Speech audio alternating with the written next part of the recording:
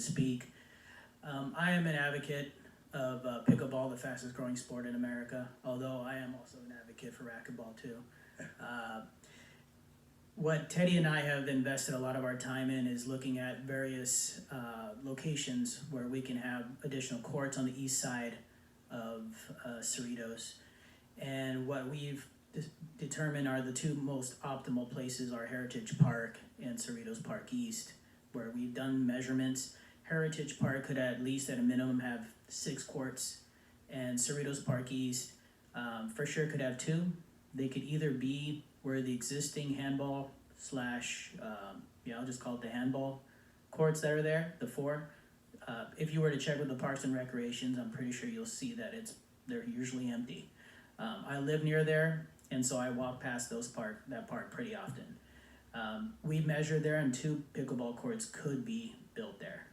There's already cement, there's already lights, everything's kind of existing. We just need to resurface the courts. There's also another spot on Cerritos Park East on the back side of the office. There's a big green pasture. There's only like a single picnic table there. That spot is pretty big. That's another option for at least 2 courts there. And then at Heritage Park, as soon as you're driving into the parking lot, I think it's right by the office, behind the office there, we measured at least 6 courts could be built there. I know that there's a tough stance on not using existing tennis courts.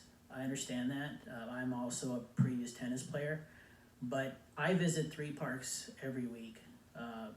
Don Kanabe Regional Park, Liberty Park, and Cerritos Park East, and all 3 places have tennis courts, and they're not always full. So I want us to reevaluate that. I know that one of the concerns the city council had was the number of people that are playing early morning, and I know we don't have the staffing to check that, but it's something that we do need to do because we do see a lot of tennis courts that are empty. And the reason I'm not picking on tennis, but it's a lot cheaper to use either dual purpose or change 1 tennis court into 4 pickleball courts. It's very cost effective.